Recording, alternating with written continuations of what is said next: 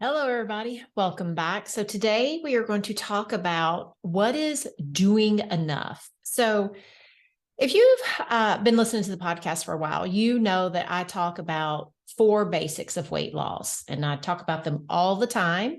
As a recap for anybody who's new, let me tell you what the four basics are. Number one, we're going to drink a minimum of 64 ounces of water a day. Number two, you got to prioritize some sleep. It's really hard to lose weight and not eat Cheetos and Snickers, ice cream, or fall into junk at night if you are tired. So we got to prioritize 7 to 9 hours of sleep a day. Number three, we're going to practice what's called doable hunger. It means before you eat, you are going to ask, am I hungry?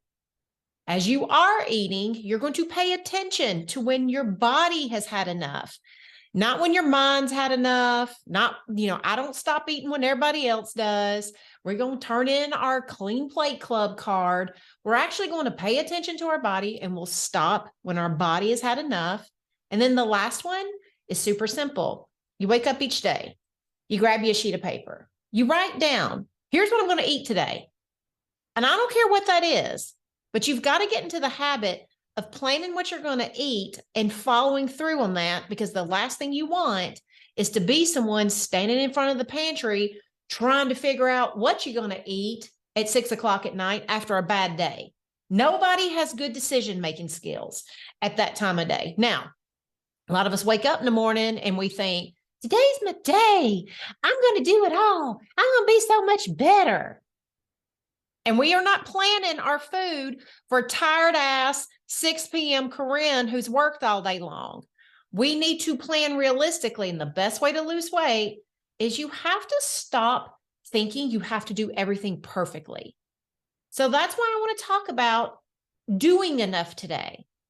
Inside my program, I teach the concept of eating to enough, but I've really been thinking about this whole concept about what is doing enough. I have clients every single week. I do 2 calls for my members.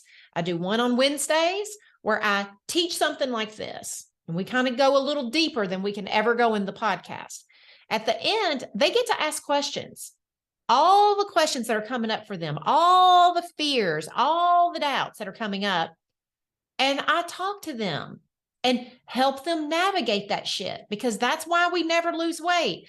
No diet out there is teaching us how to deal with the shit that comes up in our mind when it's time to stop eating, when we don't feel like it. That's the moment you really need a weight loss coach. So it never fails that either on my Wednesday call or my Sunday coaching call, where I bring up members and we just have a conversation in live time in a big group setting. We talk about what's stopping us from our weight loss and what's going on with ourselves. And this comes up frequently. This idea that, well, if this week all I do is plan the foods I would normally eat, that's just not good enough.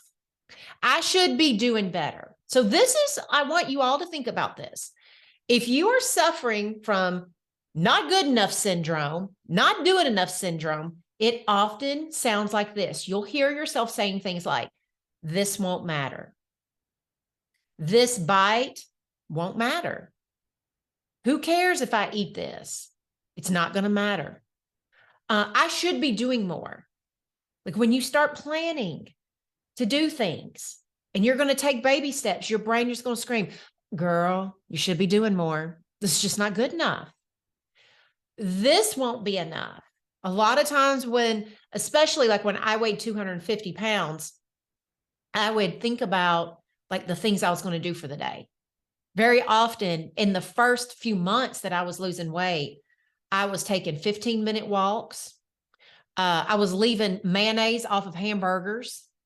I was still eating ice cream every night. I just wasn't eating it out of a carton. I had moved over to a large size bowl, and my brain would scream, this won't be enough. And it would feel like shit. But let me tell you, all of us have this false ass idea in our head about what enough is. And the sad thing is that in the diet industry, no one's teaching us how to question it. They're actually fostering it. Like when you do a Weight Watchers or you do a Noom or you do a program where you have a certain amount of calories you've got to eat, when you do things like a keto or a Whole30 or any kind of diet where you're going to go from who you are today to morphing into a completely new human overnight, they foster this idea that if you decide to start with small changes that you can do each day, that that's not good enough. So I want all of you for a moment to just take a breath, and I want you to give yourself some grace and compassion. If you've been hard on yourself and you have been someone who has been suffering from not good enough syndrome, it is not your fault. We are conditioned that way in this society, especially around weight loss. The whole weight loss industry is built on the back of giving you drastic changes. Like if you think about books that are written, like they got to sell the books. And in order to sell the books, you know what they got to have? They got to have some kind of unique, weird ass bunch of shit that you should be doing. And it's usually nothing like how you live. So this is just in your ecosystem. It's in the water you drink, the air you breathe. It's in all the social that you read. Every time you Google, all of it is like conditioning that there is this idea that there is a level that you should be doing, and anything below that, it's not good enough. So we have to address this because it's very important that if you want to lose your weight, that you have to stop spending your life thinking this won't matter, this isn't good enough, and then doing nothing. That's all that whole sentence does for you. It teaches you to do nothing. And that's a big problem when it comes, like for a lot of my clients, when it comes to weight loss, is they are self-proclaimed perfectionists. They will tell me all the time, you know, if I wasn't such a perfectionist, I'm constantly beating myself up. I'm always like, Corinne, I get what you're teaching me. It sounds amazing. When I hear it, I think, is that all we have to do? And I will tell you, I have thousands of women that have lost their weight. They are well into my maintenance program now. And they will all tell you in the beginning, none of it felt like it was good enough. Their doubts and insecurities were really loud in the beginning. But the difference between them and you is that in the moment when they didn't think it was good enough, they told themselves, that doesn't matter. Maybe I'm wrong. Because this is the crazy thing. Everything that I teach is super simple. We're going to get some sleep. We're going to drink our water. We're going to write down what we're going to eat for the day. And you can write down anything. I don't care if it's 3:00 Snicker. Whatever you're writing down, we're just going to get really good at paying attention when we eat. We are going to put the foods on there that we want to be eating so that we can learn how to eat them in control. We're not going to be eliminating foods anymore, and we're not going to bastardize foods and say these aren't healthy. We're not doing that shit anymore. It doesn't work, y'all. If that worked, we would not have an obesity epidemic. And then we're just going to eat when our body, like all that food you put on that sticky note for the day, you're not going to eat if you're not hungry. If you aren't hungry, wait till you are. Plain and simple. And then when you do get hungry, eat the food you like. But you've got to learn how to stop it enough. That is a good enough diet right there. And most people, when they hear it, they're like, oh my God, earth shattering. That makes sense. I could see how I would lose weight if I quit eating just because it's time. If I was to quit eating just because it's free, someone offered, they wanted to go out to eat. If I just quit doing a lot of eating that has nothing to do with me being actually hungry, I probably could lose weight. But the problem that we run into is that the moment you start doing simple things that are laced with common sense, they feel like some of the hardest things to do. Not because doing it's hard, but because our brain screams, it's not enough. So we need to talk about it. Why is doing enough Why is that such a concept that's so hard? Why does our brain do this? So the first thing is that it does it because so many of us are just like brought up to be perfectionists. If you just think about the way the world is, it's like there's all these standards, they're just handed to us. This is what it should be. And we spend our entire life trying to live up to what our parents told us, what teachers told us, all these things. And then when we became adults, we took everything that we absorbed as a child and the way that we interpret it, and we live our adult life based on it. We never even question it.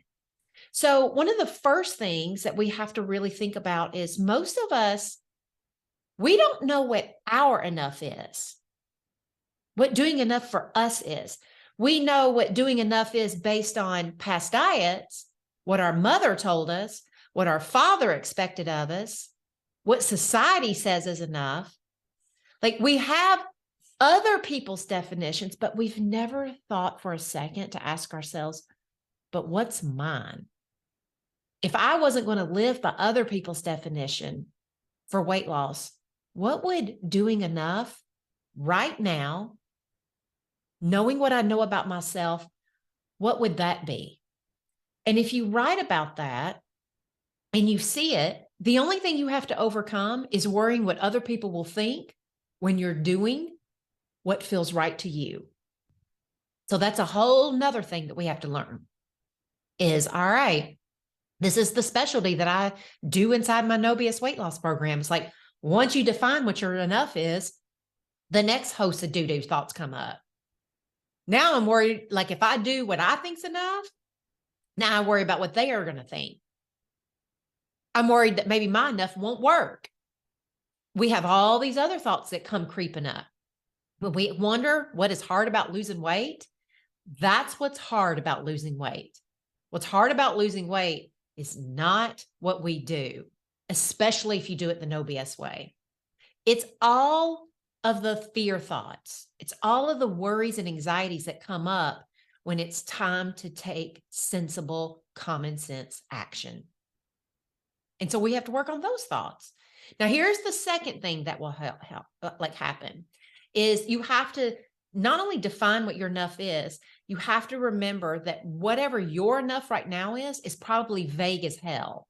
That's why I want you writing it. And I want you to do a real deep exploration of it. Get you a pad. Write, this is what enough for losing weight looks like for me at this stage of my life. And these are the things I feel like on a scale from 1 to 4, 1 being hell no, 4 being absolutely yes, I am at least a 3 or 4. I could do this right now. And that's going to be enough. Because if you don't have that listed, your brain is only going to go to really high standards that may not even be real, may not even be obtainable, may not even make sense for your life. And yet you keep trying to force yourself to fit into a box you don't even want to be in. So here's the second thing we have to do, or the third. Dieters, enough, it's all defined terribly. So when you make your list of what your enough is, I want you to think about, and what does the diet industry tell me what enough is? And then I want you to look at those lists. And I want you to see that there's probably a big difference between what you really want to do and what other people selling books and shakes and whatever junk science they're doing right now, then you've got their list of what enough is. And I just want you to do this. I just want you to decide, is there anything on that list I even want for myself? Most of the time it's not. And yet we keep telling ourselves that's what we have to do. And it's just not true. Literally, not only did I lose 100 pounds not doing the bullshit the diet industry asked me to do, but I have coached thousands of women to do the same. 1 million people have taken my free course where I give the initial steps for getting started on your weight loss journey. We all can't be wrong. So I want you to just question, is a lot of my enough coming from the diet industry? do I want to let go of some of those rules and replace them with ones that make sense for me that I feel like I could do? Now, the last thing is that feeling like you're doing enough at the end of the day is not about what you do. And I want you to think about this. Most of us will lose weight if every day we end the day thinking, I did enough today. I did enough. That comes from your thoughts. There's no amount of stuff you can do, because I have clients that will do thousands of things every day. And I want you all to, if you're a busy woman, please pay attention. Come back to me right now. I can't tell you how many days I have gotten up at 5 a.m., worked for 2 or 3 hours, got in a workout, made sure that I spent, 20, 30 minutes with my son, worked the rest of the day, felt like what everybody's beck and call. Then, did household duties, like literally slay the day. And at the end of the day, say, I didn't do enough. I didn't get enough done today. This is how we know. And especially if you're an overachiever or perfectionist or someone who is bending over backward people pleasing all day long. If you routinely are getting a lot of shit done and never giving yourself credit for it, it's still feeling like you're doing enough. Doing enough is not an amount. It is a relationship with what you do. It is how you think about it. It is so important that we start realizing that we need to have a new conversation with ourselves. So when you're trying to lose weight and you make a couple of small changes in the day, I want you to give yourself credit. No more saying that wasn't enough, because here's the crazy part. Sometimes, like let's say you decide that for today that you're going to McDonald's. This was me back in the day. When the first couple of months, I did not give up my drive-thrus. I loved the drive-thru and I was not giving up the drive-thru. But I made an agreement with myself. My favorite meal at McDonald's was the number 2 supersize. That's those little cheeseburgers. You got 2 cheeseburgers, and I would get mayonnaise instead of mustard. I'd get a Diet Dr. Pepper. Of course, it was supersized. And I would add on a Butterfinger McFlurry, sometimes an Oreo McFlurry if I got wild. So when I first started, I started leaving the mayo off and going with the mustard, because I was like, well, if I'm going to have McDonald's, that's a sacrifice I can make. I stopped supersizing things. I eventually got the small McFlurry. Then I switched over to an ice cream cone. And let me just tell you, those were some of the hardest fucking changes of all. You know why? Because I didn't believe they'd work. I had to do them thinking it wasn't going to be good enough. So in those moments, what had to happen for me is I had to let myself think, this isn't going to be good enough. And I want to give you a super secret tip hack that works wonderfully for everyone. In the moments when my brain would want to tell me that leaving off mayonnaise and not supersizing wasn't good enough, I would say, and I'm also learning that I've got to start with something. There is a power in the word and. What it does is not good enough thinking leaves us in the land of we're either doing all of it or we're doing none of it. So often when we are thinking this isn't good enough, we dead stop. Might as well not bother. If I can't do these 400 things, why bother doing the first step? When you add and, it brings you to the middle. It gets you out of, I'm either doing it all or I'm doing nothing. It brings you to the middle of, I think it's not good enough. And I'm going to take this step anyway. Maybe one day I'll be wrong. I bet I said that to myself 1,000 times. Maybe one day I'll be wrong. I also told myself this. I've often thought things weren't good enough, but I don't really know because I never really tried. I never really tried the small steps. I always tried going ham every single time. So it's important that you listen for that, because I promise you, the biggest diet killers of all are the things that are happening in our brain. It's not what you're eating. It's not what's going on outside of you. It's not your past failures. It's in the moment when you're going to take the next small step that you feels doable and your brain screams it's not good enough. That's a moment of impact. It is a huge moment, because the more you can convince yourself that every change matters, no matter how big or small, you teach yourself you're always looking for a win. You teach yourself you're always trying to figure out a way to have some progress. It is so important. So the last thing I want to leave is for all of my members, my No BS women who still listen to my public podcast. I want to give you a little homework. I want you to journal on this.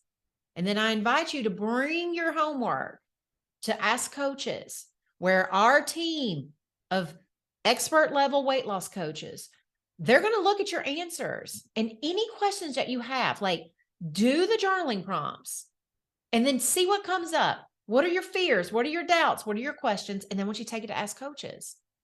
And I want you to let us help you work at a deeper level on this. You can also take it to our private Facebook group and you can share it with the other members, and all of you can do some peer support. Because don't forget, you're not alone when you're a No BS woman.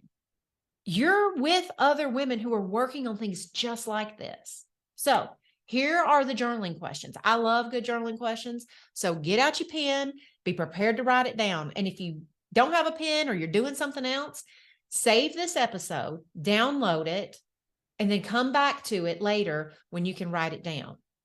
All right. The first question is, I want you to just define, what does enough mean to me right now? Not the glorious version. I want the old shitty version. What is it that the shitty hard ass version of you says, this is what enough means? Because we all have a working definition that's somewhere high on a pedestal somewhere that we're holding ourselves to. And we need to know what that is. You got to know what it is you subconsciously think enough is. The second thing, I want you to look at it and I want you to ask every single thing that you wrote down, do I want to even live by that? Is that what I want as my definition? I will bet you half the shit on that list is a no. It is something that you picked up somewhere. So that's what brings you to the third part. So we're going to list all of our shitty thoughts about what enough is. Then we're going to just ask, do I even want to live by this? And the ones that you don't, I want you to ask yourself, where did I even learn this shit from? Did somebody tell you this? Is this the person that you even want to believe their opinion? Did you just happen to learn it from some coworker back in 92, and here you are in 2023 still doing what they told you back then? Did you get it from some book you read, some Google article, some Pinterest hole you fell yourself into? We want to make sure we understand where we're living from. Most of us are living from sources in our life that we don't want to live by. And you don't even notice it until you do this stuff. The next thing is, then we're going to just ask, if I wasn't worried about how long weight loss would take, if I wasn't worried about what other people would think about what I'm fixing to do, or if I was going to just prove myself wrong about this being enough, what would I do each day? And what does that look like for me, for my weight loss? This is where we're going to just free ourselves. And I really want you to free yourself. You don't have to do that. If it feels too scary, you don't have to. You're not doing it now, so you don't even have to go for it. But I want you to at least see that if you were free of other people's opinions, if you were free of your own bullshit, junky ass self-talk, if you were just freeing yourself around how, like your worries and anxieties, what would you do? What would be good enough for you? Then the only thing left after that is, are you going to start doing that? Are you going to give yourself the relief that I can do this? This is the new good enough. And whenever my brain tries to tell me it's not, I'm going to change the relationship with myself. For the first time in my adult life, I'm going to teach adult Corinne what good enough really is for her. All right. I hope you enjoyed this podcast. I will see you next week.